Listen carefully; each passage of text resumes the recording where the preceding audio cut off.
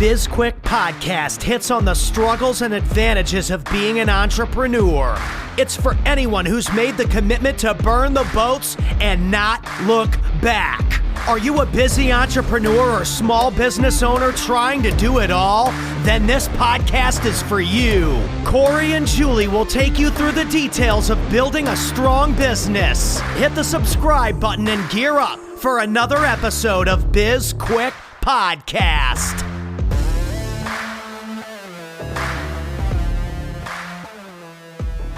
Welcome to BizQuik. I'm Corey. I'm Julie. And on today's show, we have Rael Bricker of the Excellence Podcast and of the website that is the same name as him.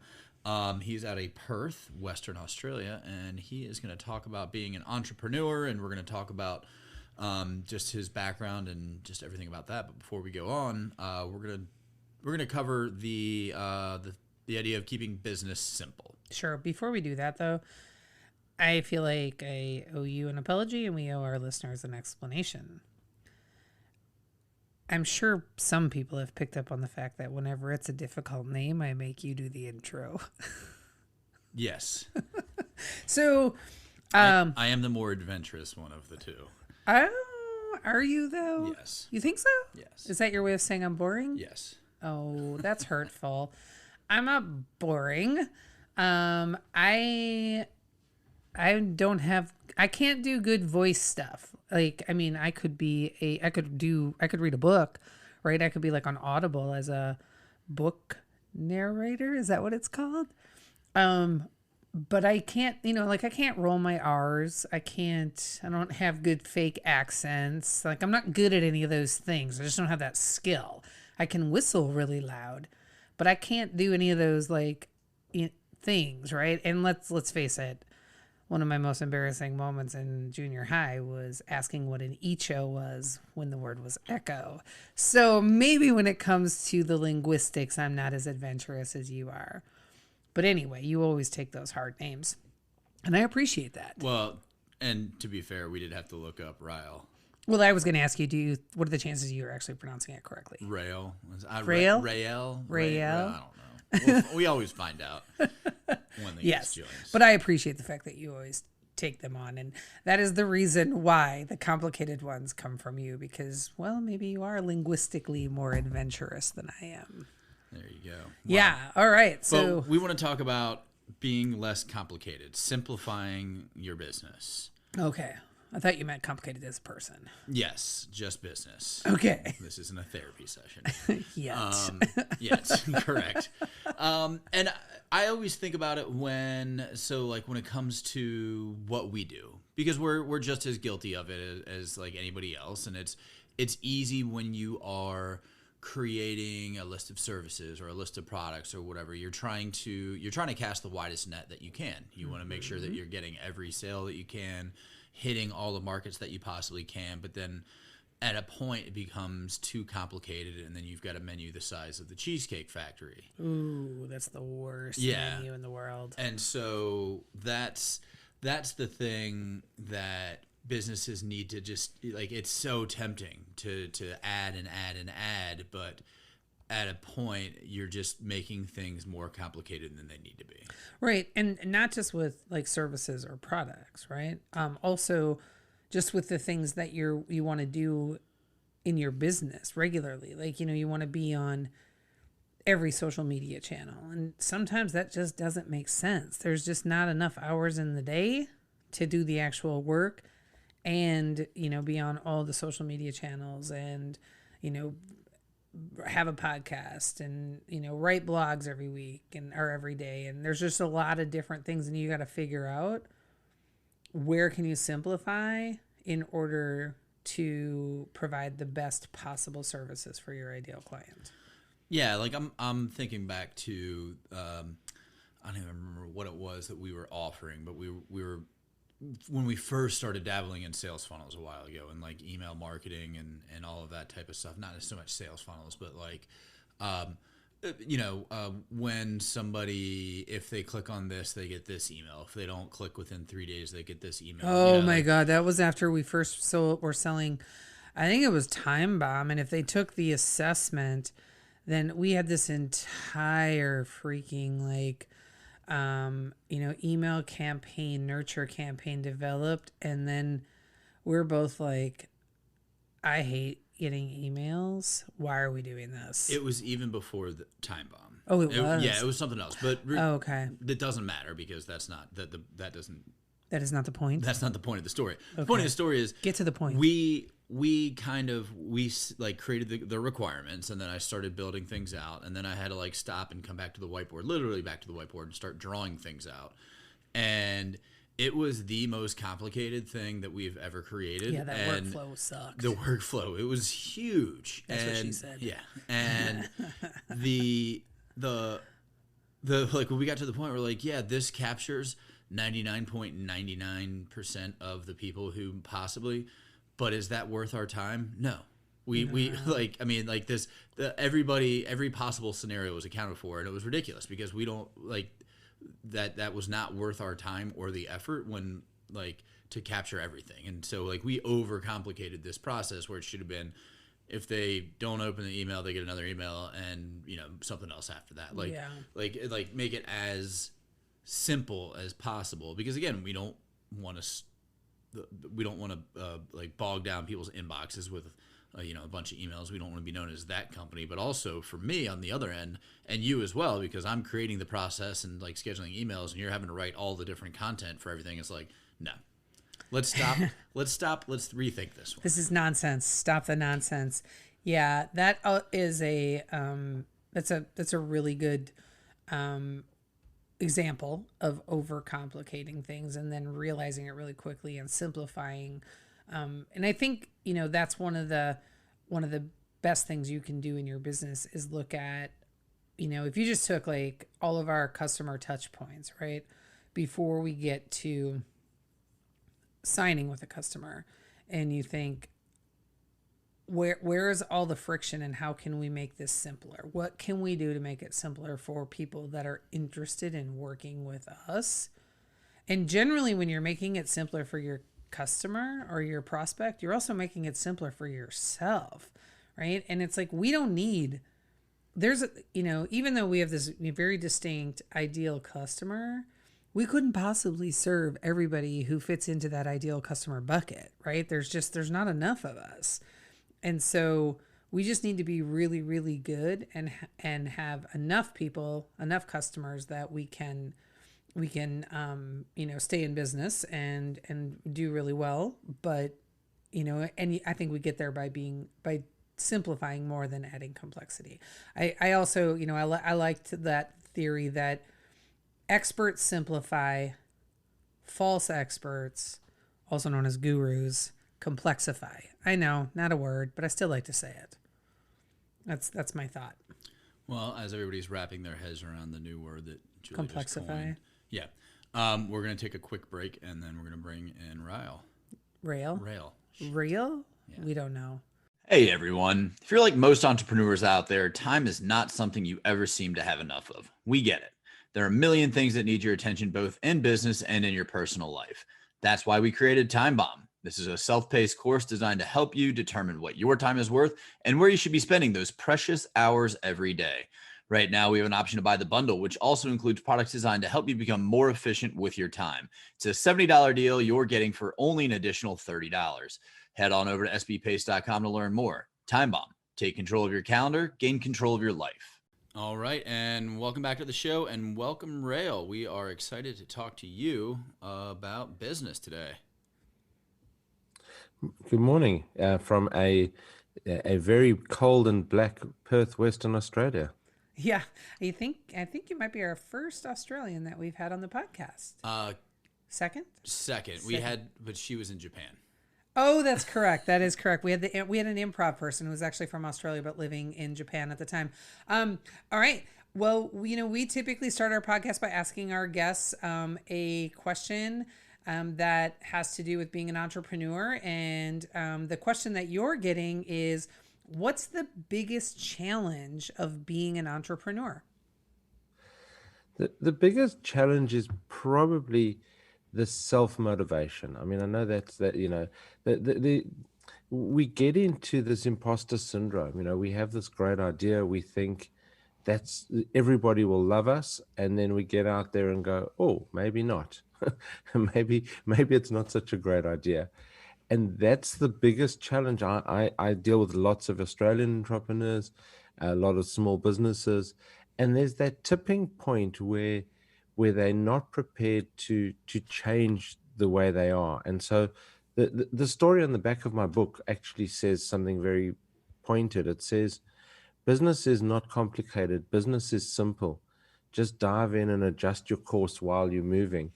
And I think that's the biggest challenge is people dive in and they try and make it to the other end of the swimming pool without realizing that potentially the course they've taken in diving in is wrong. And it, not necessarily completely wrong. I mean, if you're designing a rotary phone in 2021, probably the wrong business model. But if you have to tweak your business, and a lot of people get so headstrong and so wedded to their ideas that they don't actually adjust their business. And I think that's the biggest challenge as an entrepreneur is the flexibility and there is an ultimate belief in yourself, but a belief in yourself that you can change course and be successful. It's a really important part of being an entrepreneur. I agree. The flexibility and just being able to adjust as you go. One of my favorite parts, I'm opening up a restaurant this year, and one of my favorite parts of running restaurants is being able to just the unpredictability of it. The fact that you constantly have to think on your feet and go from there, and you can't plan for everything. You can try to, but that's just, that you're going to end up spending more time planning for things that wouldn't happen, and then the most ridiculous stuff will eventually happen that you've never thought would. So yeah, I love that flexibility and the being, just diving in, just going for it. I do too. I'm curious though. So there's a definite need to be flexible, right? But how do you guide people on finding the line between being the right amount of flexible and wanting to change too quickly and not really letting yourself settle into a plan or a course to see if it's actually going to be successful, like giving up too soon on your course of action and going, oh, I'm going to try this. Oh, I'm going to try this. And then eventually you're just constantly pivoting and never giving anything a chance to succeed. Okay, so that's the extreme. I mean, that's what we call the bright, shiny object syndrome. Okay. And I've worked with people over the last few years, particularly through the pandemic, we had a drinking game early on during COVID. And the drinking game was if anybody used the word pivot or unprecedented within a Zoom call or an online meeting, they had to go and get some alcohol and drink. It didn't matter the time of day. I bet you people were drunk a lot. Drunk a lot, yes.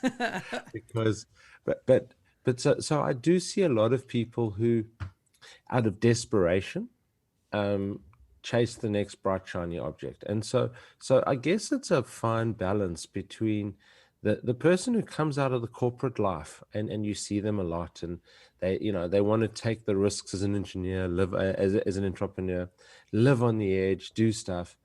But they've got 27 spreadsheets, as you were saying, Corey, you're planning your restaurant and you're looking at all the contingencies, but you're still moving forward. The contingencies aren't stopping you. And so, you're saying, well, what if this happens? That's okay. But you still have a general direction in which you're moving. And so you're right, Julie. I think you have to be committed to the direction. I mean, I'll use a particular example now.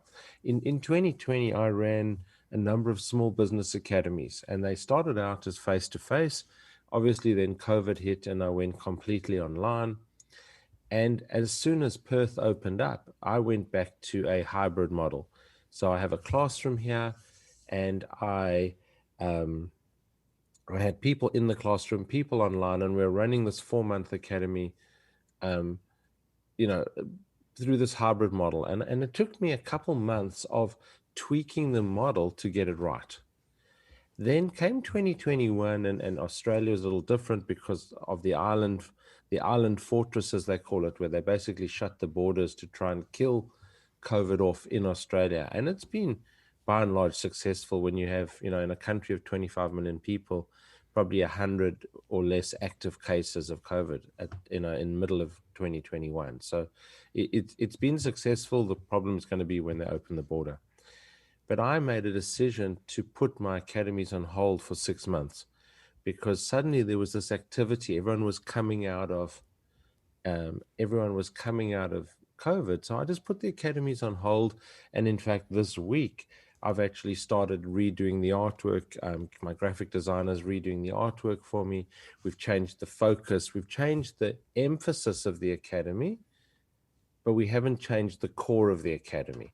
And I think that's what adjusting your course means. In other words, we know what we want to get across in that period, those 4 months, but we've just changed the emphasis of how it's going to impact leadership in the new world, as opposed to when it was developed in 2016, 17, 18, which was just the traditional small business model.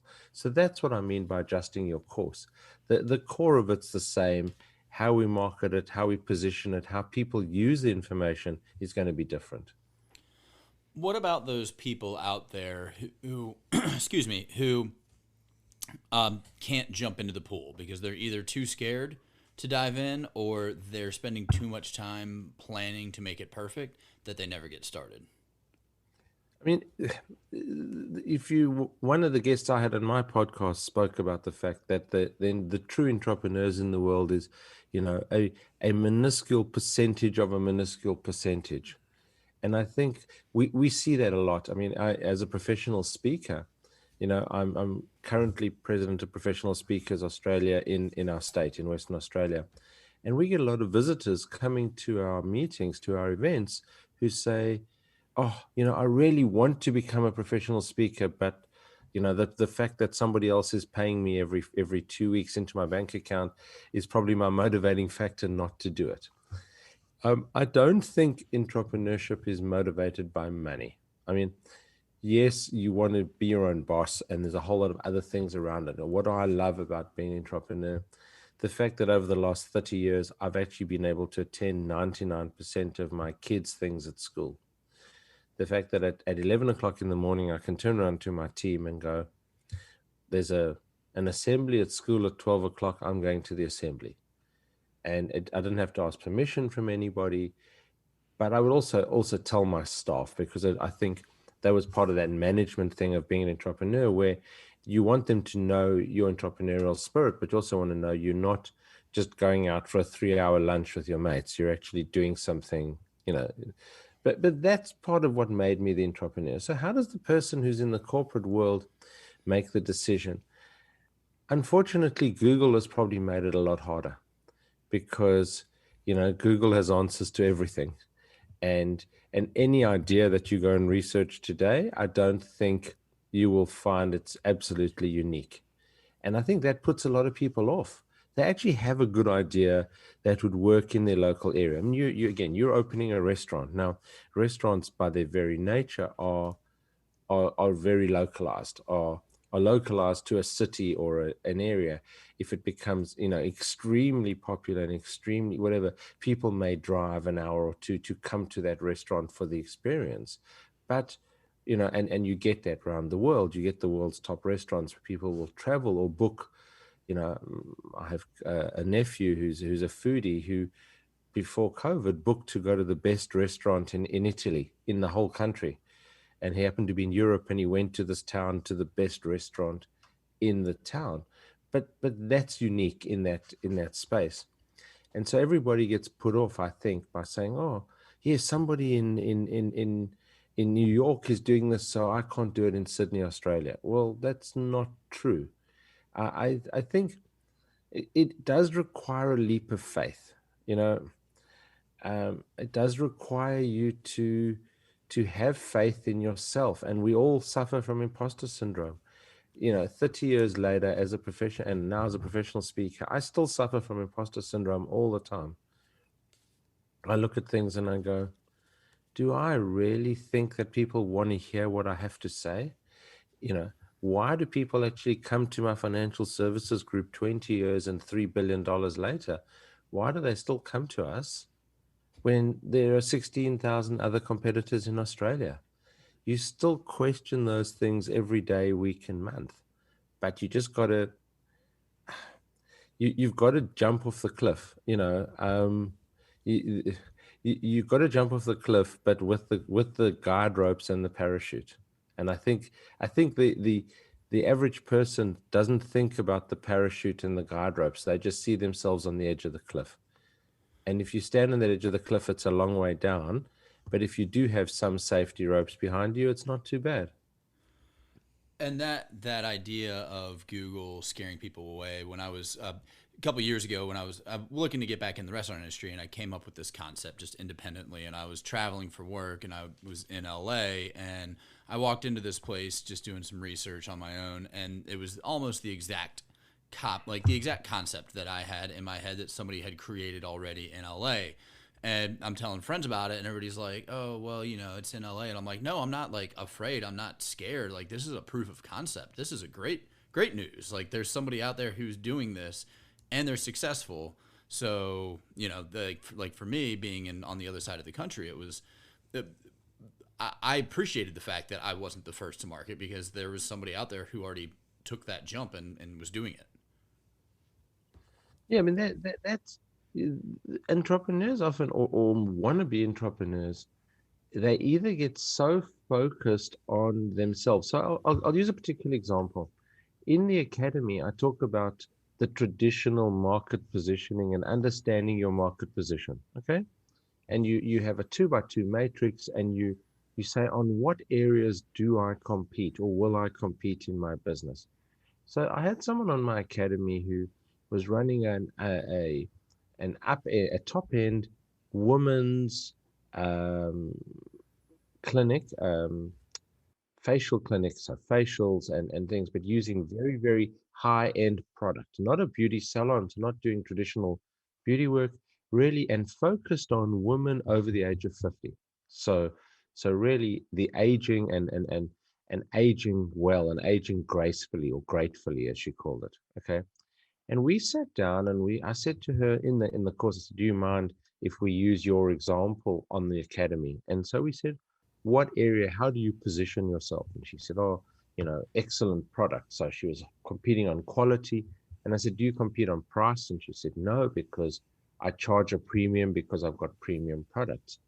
And then I said, great. So now we know what you're a premium service. You're not a local cheap service. You come in, you don't know who's going to give you the facial today. It could be an apprentice, and it could be an experienced person. You're going up market. She said, yep. I said, great. I said, so who are your competitors? And she said, oh, I don't have any. Okay. All right. And I went, well, she said, what? I said, what do you mean? She said, oh, no, my product that I bring in from Europe is a unique product for women to help them age gracefully. And I said, okay. But, that's okay. That's your positioning. But what about the upmarket hotel, the major hotel chains that we have here all have these upmarket spas in the hotel. Now, you don't have a personal relationship with the therapist, because the therapist is changing and moving every time. But is that not a competitor? She said, well, yeah, but they don't use the same product I'm using. And so it took us a long time of working through that block to understand that it didn't matter about the product. And I'm not going to sit in a woman's shoes of, who's aging and going, oh my God, I definitely need that product. But what she needed to understand was that she had a great product and a great concept, but that there were choices out there for her. And she'd already started the business. So it wasn't like her making the decision not to go ahead. But what was interesting is we did this exercise for about 2 hours, and was a part of a mastermind group in the academy, where everybody, and there were women and men in the class, and they all put in their 10 cents worth. But it got to a point where she suddenly understood that even Google was a competitor. And we all hate and respect Google all at the same time. But and when I raised Google, said, what do you mean? I said, well, the person who's going, I can't afford to pay for your $100 a facial. I'm going to Google facial for older women, and it's going to tell me to take a half a cup of vinegar and body, whatever the other ingredients are. And that's not a real recipe, by the way. And cucumbers, and put them on my eyes. And it won't give me the exact same thing, but it will give me a home facial. Okay. Mhm. And she said, yeah, I've never thought about it like that. I said, so that person who's Googling that and searching for that is still using that as a competitor to your product. So you have to understand that that's part of your marketing, and you have to understand how you then put out videos potentially, because that's what people are looking for, video content about, you know, the before and after of your product and how that's better than the homemade facial. But even understanding that some people won't be able to afford your $100 for your facial. Mhm. And so it was a great exercise for her. And she was so focused on her niche. And suddenly her eyes went, oh, yes, if I just actually target a little bit wider, and suddenly her business took off. Just by understanding where she was positioned, and understanding that just by tweaking that positioning, it opened up another 10% of a market. That's really interesting. I think, that art of differentiation is so important, and it's something that we've been talking about a lot recently at SB Pace. So much so that Corey actually reminded me, like, hey, we need to write 4 blogs in a row about being different. So That's not different, Julie. but figuring out how you're different. But I think it's really important that first off, I don't think it's wise for anybody to compete on price. Me personally, I think when you compete on price, you're just constantly in a battle, and there's really no value in being the second cheapest option, right? So you could be the most expensive option, but now you're working with a very, very specific market when you're going out in that particular direction with price. But regardless of what you're offering, if you can demonstrate like value, so sure, there are millions of people who can't afford the facial that she's offering up, but if she can offer value to people who can't afford it by showing them, here are some things you can do at home that closely resemble it, she's going to build a really loyal following that eventually might turn those people into customers when they can afford it, because they're going to remember what she taught them. Oh, absolutely. And, I've always questioned, I've always been intrigued by the idea with professional speakers. And when I started speaking, a mentor of mine based out of Singapore said to me, I said to him, do you have full speeches? So a full keynote speech that you've given to 10,000 people. Do you have the full speech on your YouTube channel? And he said, absolutely. And I said, why? And he said, because people don't want to watch me for an hour on YouTube for a start. But it demonstrates how good I am. And that wasn't an ego comment, by the way. That was just, he used it as marketing. But he said a few things interestingly there. He said, and if they do want to watch the whole thing, that's great. When I do it every time live, I'm going to add different nuances for the audience. And so there is a vibe and a difference of doing it live. He said, but more importantly, I've controlled the content. I have put it out in the way I want to do it. I've made sure it's the right quality to represent my brand. He says, but I'm giving them value, which they're then going to come out and seek me for to add more value. And I think that's what people forget about, is that just by giving content and giving content. So my mortgage business, I'll use that as an example. In 2003, I was approached by a property sales organization to come and do a seminar for them. They were visiting our town, our city, Perth, and could I do a seminar for them on how to invest and how to build a property portfolio? And I stood up. Now, I've been speaking since I was 14, and my father took me to Toastmasters. And so it's been something that's ingrained in me for a long time, being able to stand up on stage. And I stood up on stage and I did a 20-minute talk for them off the cuff on finance. And the CEO of the organization turned around to me and he said he's not had a financial guy do a talk like that ever in the history of their business. And would I like to do a national roadshow with them? Because I explained it in not banker terms, but in human terms. And I'd never thought about myself doing it like that, but that was his feedback. But that one thing that I did, I didn't get paid for it, but it generated me over the next 12 years, $1 billion of mortgages. Wow. Okay. And was I competing on price? Not at all. I was competing on the fact that I could explain things to Mr. and Mrs. who were in their jobs with 2 pay slips and got their fortnightly pay or their weekly pay. I could explain to them how to build a property portfolio that would set them up for retirement in 20 years' time.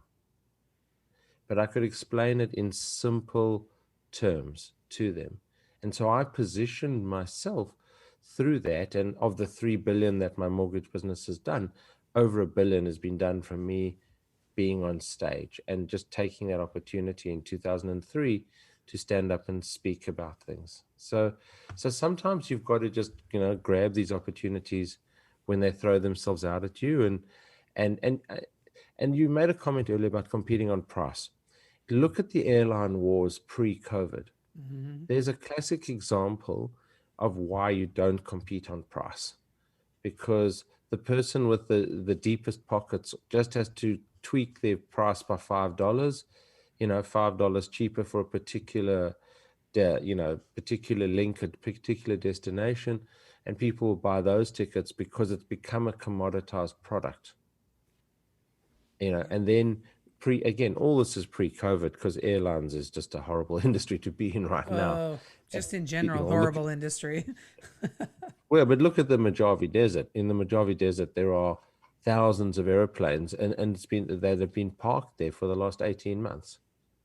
Not only American planes, but lots of international carriers as well. For some reason, it's the least damaging to their engines and whatever else, and so they've all parked them in the desert in the US. Yeah, it's the lack of humidity there. Yeah. Okay, I knew there was a reason. I just didn't know what the reason was. But the other thing is that people overcomplicate lives, and I spoke about being simple and diving in. So going back to the mortgage business, one of the key things that I tell every single person, and I know it's a theme of your podcast, is how do you simplify your life? How do you make things? How do you get big wins from simple things that you can do in your business? What can you do in your business to make things simple? And so if you think about the processing of mortgages, right, this is not going to get technical because I know about mortgages. It could be at any process that is customer driven in your business. I speak to Julie and Corey on Monday and I say, great, we've spoken to the bank and we hope to have an answer on your mortgage on Thursday. So until we came up with a system in my office, my assistants would have 40 or 50 files on their desk every day. And that was their workload. And they'd start at the top file and go, oh, that one's too complicated, and put it in the bottom of the pile. And so the complicated stuff got shoved to the bottom and the easy stuff got dealt with. The problem with that was there was a lack of communication with clients, and also the staff themselves psychologically walked into the office in the morning and saw this mountain. They saw this mountain on their desk every day. And so I was sitting there one day and I said, let's take that mountain of 50 files or 40 files and divide it into 5 piles of 8, right? So 5 8s or 5 10s, doesn't matter, but between 8 and 10 files per day. And I said to the team, can you manage 5 to 10 files a day? And they said, yeah, absolutely. That's easy for us to do. I said, great. So I went and I bought some bookshelves and with 5 tiers, and I marked them off as Monday to Friday. And I said to them, right, on Monday, you phoned Julie and Corey and you told them, you phoned the bank, and then you phoned them or emailed them and said, great, I spoke to Bank ABC and your loan will be processed on Thursday. I said, do you have to worry about that person between Monday and Thursday? Unless they email you with a query or something, but generally you don't have to react to them. So physically take that file and put it on a shelf called Thursday, and then it's out of your vision, it's off your desk, and your workload is suddenly a whole lot less. And so I called this my Monday to Friday system. And so after a week, they had 5 shelves next to them, with each one with 10 files or 8 files on it. They'd walk in on Monday morning, they'd go to the Monday shelf, they'd take 10 files, not 50 files off the shelf. So they were in a better mood because they saw their workload as achievable in a day. Their process was simplified. In fact, the process was so simplified that in front of each person was a board with 5 columns on it, marked Monday to Friday. And they would write under the Thursday column, because I used you as the example, they'd write Julie and Corey under the Thursday column, and then they'd forget about that client until Thursday. And so it worked. Today, even with a full CRM system and 5,500 clients in that business, every one of my team still uses a whiteboard next to their desk to manage their workflow, because it allows them to, and let's say that on Tuesday, you call them with a query. They look on their board and they go, oh, Julian Corey's on the Thursday pile. They go to their shelf, they get the file, they bring it back to their desk, and they deal with your query on that day. And then it goes back into the system. And that was the simplest system. It took about 6 months to evolve. But I thought about it in lots of other businesses, and I've helped lots of other businesses simplify their processes exactly like that. By finding out how do you make your team more productive by not scaring them off? And it came out of running, actually. So I run, not well, but I run, and I still play sport. I played what they call veterans, over 50s hockey. That's not what you guys call hockey in the US. It's not that thing on the ice with a puck. It's on grass with a ball. It's called field hockey. I know they play a little bit of it in the US. But when I'm running for hockey, one of the running coaches that I had years ago taught me, when you get to the bottom of the hill, to look at your feet, not the top of the mountain. And so when you're running up the mountain, you watch your feet. And eventually, by watching your feet, you get to the top of the mountain, because it's just one step in front of the other. If you look at the top of the mountain, you get put off. Mm-hmm. And I think that's an entrepreneurial problem. A lot of entrepreneurs, as you said, they see the top of the mountain and they go, oh my God, it's so hard to climb. They don't understand that if they take one step ahead, they eventually get to the top of the mountain. Yeah, and I love the example of, how the whiteboard's still in place and simplifying, because everybody wants to jump on a new piece of technology and all of that when you've already got all the tools that you need right there. You just need a simple process. But we are out of time. So before we go, though, Rael, can you give everybody, just let them know where they can find you and tell them. Where they can find your book and listen to your podcast. Sure. So Rael at raelbricker.com. It's easy. The website is raelbricker.com. If they go to raelbricker.com/free book, one word, they will be able to get a free download of my book called Dive In. Dive In was published in 2018. It is about 30 years of entrepreneurship on 2 different continents, 2 listed companies. And it is my story. It is about, the subtitle of the book is called Lessons Learned Since Business School. And that's exactly what it is. I went to business school in 1988, and it's the lessons 30 years later that I published the book of what I've learned being an entrepreneur in those 30 years. Excellent. Well, thank you so much for giving that to our listeners. We know they're going to love that. Thank you to our listeners for tuning in. And Rael, thanks for being here. We really appreciate it, and sharing some of your lessons that you've learned along your journey. And all of the information that Rael just gave, including how to get that free download, will be available in our show notes. And if you want to work with us, go ahead and reach out to us. You can send us an email at info@sbpace.com, or just fill out the contact form on our website, or hey, you could even book a call. Don't forget to connect with us on social media. We've got LinkedIn, Twitter, Instagram, Facebook, and a YouTube channel. And you can find every piece of information you ever need to know about us on our website, sbpace.com. Exactly. You should also subscribe to our podcast and go ahead and get it on instant download. Then you'll always have our podcast available no matter where you are or what you're doing. Oh, like us and give us a review as well. We really love feedback, and we appreciate all of the reviews we can get on the podcast. And if there's any topics that you want to hear about, reach out and let us know. We'll do our best to get that topic covered. Don't forget to buy a copy of our book, Seriously Now What? A Small Business Guide to Disaster Preparedness. It's a #1 bestseller on Amazon. We have a digital workbook download, and if you've already purchased and read it, please go out there, like it, and give us a review. I'm Julie. And I'm Corey. And this was BizQuik, helping small businesses across America and now Australia.